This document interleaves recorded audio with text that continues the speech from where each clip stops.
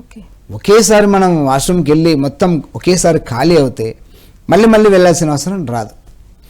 మాటి మాటికి వెళ్ళడం అంటే మనలో మలబద్ధకం ఉన్నట్టే. ఈ మలబద్ధకానికి కారణాల్లో ప్రధాన కారణం ఇది. మలబద్ధకానికి అనేక రకాల కారణాలు ఉంటాయి, మనం నెక్స్ట్ ఎపిసోడ్స్లో మనం చెప్పుకుంటాం.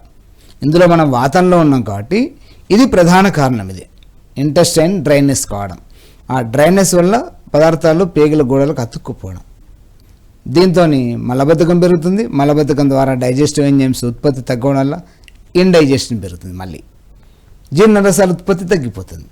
ఈ ఇండైజెషన్, కాన్స్టిపేషన్ ఈ రెండు కలిసి 100 పైగా వ్యాధులకు కారణమవుతాయి. అందుకని వీరెన్నింటినీ మదర్ ఆఫ్ డిసీజ్ అంటారు. ఓకే. అనేక వ్యాధులకు తల్లు లాంటివి. ఈ పేగుల యొక్క ఇంటెస్టైన్ యొక్క గోడలు జిగురుగా సాఫ్ట్గా ఉండాలంటే మనం తగినంత ఆయిల్, శుద్ధమైన ఆయిల్ అంటే గానుగ నూనె తీసుకుంటే అందులో ఉన్నటువంటి ఆయిల్ యొక్క సహజ లక్షణం ఏంటి? జిగురు. ఆయిల్ తీసుకోవడం అంటే ఎలా అంటే మీరు మన కిచెన్లో తగినంత ఆయిల్ తీసుకుంటే సరిపోతుంది. మనం ఈరోజు తీసుకుంటున్నాం ఆయిల్, కానీ అందులో ఆయిల్ లేదు. రీఫైండ్ ఆయిల్లో ఆయిల్ లేదు, స్వచ్ఛమైన గానుగ. ఇప్పుడు రీఫైండ్ ఆయిల్ ఎలా ఉంటుంది? మీరు వాడారు కదా, వాటర్ లాగా ఉంటుంది. అందులో వేలు పెడితే అంటుకుంటుందా? అంటనే అంటది. నిజానికి ఆయిల్ సహజ లక్షణం ఏంటి? జిగురుగా ఉంటుంది. ఆ జిగురే మన లోపల ఈ సాఫ్ట్నెస్ని, స్నిగ్ధతని, జారు గుణాన్ని పెంచుతుంది. ఆ జిగురులోనే ఉంటుంది మన భూమి నుంచి ఆయిల్ ద్వారా మన బాడీకి లభించాల్సినటువంటి ప్రోటీన్ కాంటెంట్ ఏదైతుందో అది దాని ద్వారానే వస్తుంది. ఆయిల్ నుంచి మనకి ఏం లభిస్తుంది? హెచ్డిఎల్ లభించాలి. కరెక్ట్గా మనం గాయన్గా ఆయిల్ తీసుకుంటే మన బాడీ డైజెస్ట్ చేసుకున్న తర్వాత లివర్ ద్వారా హెచ్డిఎల్ ఉత్పత్తి అవుతుంది. మనం ఇలా ఆయిల్ తినడం లేదు, అందరి లోపలికి హెచ్డిఎల్ లో లెవెల్లో ఉంటుంది, ఎల్డిఎల్ పెరిగిపోతుంది. అందుకని గానుగ నూనె సరిగ్గా తీసుకుంటే మన యొక్క డ్రైనెస్ రాకుండా ఉంటుంది. ఒకవేళ డ్రైనెస్ వచ్చిన తర్వాత ఏం చేయాలి? దానికి తగిన పరిష్కారం ఆవు నెయ్యి. ఓకే. ఆవు నెయ్యిని మనం కొద్దిగా ఎక్కువ మోతాదులో తీసుకుంటే తిరిగి మన ఇంటెస్టైన్ సాఫ్ట్గా అవుతుంది, మోషన్ ఫ్రీగా అవుతుంది, మన పేగుల గోడలు జిగురు తనాన్ని వస్తుంది, ఈజీగా ముందుకు ప్రయాణిస్తుంది. సొల్యూషన్ అంటే ఆవు నెయ్యిని, గానుగ నూనె తీసుకుంటూ తగినంత.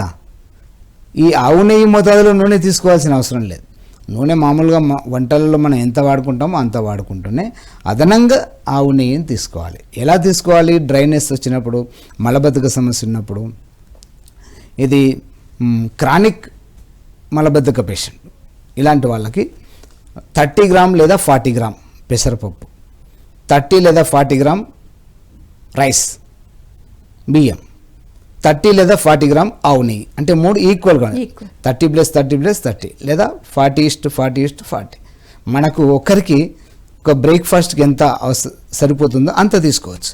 ఈక్వల్ క్వాంటిటీతో 30 to 40 గ్రామ్ ఆవు నెయ్యి ఇలా ఈక్వల్గా తీసుకొని దీన్ని కిచిడిలాగా వండుకొని ఉదయం పూట బ్రేక్ఫాస్ట్లో తీసుకుంటే, ఇలా ఒక 1 month పాటు తీసుకుంటే ఇంత డ్రైగా అయినటువంటి ఇంటెస్టైన్ తిరిగి మళ్ళీ సాఫ్ట్గా అవుతుంది. ఇది పర్మనెంట్ సొల్యూషన్. దీనికోసం మనం ఏం చేస్తాం? టాబ్లెట్స్ వాడతాం, లేదా చూర్నాస్ వాడతాం, లేదా త్రిపుల చూర్ణం, లేదా కొన్ని రకాల సిరప్స్ వాడతాం. ఈ సిరప్స్ కానీ, టాబ్లెట్స్ కానీ, చూర్నాస్ కానీ ఈరోజు వేసుకుంటే ఈరోజు ఇంటెస్టైన్ ఖాళీ అవుతుంది, కానీ తిరిగి ఇంకా డ్రైనెస్ని ఇంకా పెంచుతాయి. ఓకే. అందువల్లనే చూడండి, ఒక టాబ్లెట్ వేసుకున్నానికి మొదటి రోజు ఈజీగా వస్తుంది, వారం తర్వాత 2 వేసుకోవాల్సి వస్తుంది, ఇంకో వారం తర్వాత 3 వేసుకోవాల్సి వస్తుంది, ఆ తర్వాత 4 వేసుకున్నా రాదు. చూర్ణాలు కూడా అంతే, 1 స్పూన్తో స్టార్ట్ అవుతుంది, 2, 3 తర్వాత ఎన్ని వేసుకున్నా రానే రాదు. అంటే క్రానిక్ అవుతారు, డ్రైనెస్ ఇంకా పెంచితే. పర్మనెంట్ సొల్యూషన్ ఇది. సో మరి మనకి నిజంగా దీని ద్వారా చక్కటి మన వంటింట్లో ఉన్న వస్తువులతోనే ఈ వాతాన్ని ఎలా తగ్గించుకోవచ్చో చాలా చక్కటి చిట్కా చెప్పారు సార్. ఎంతో అద్భుతంగా ఉంది.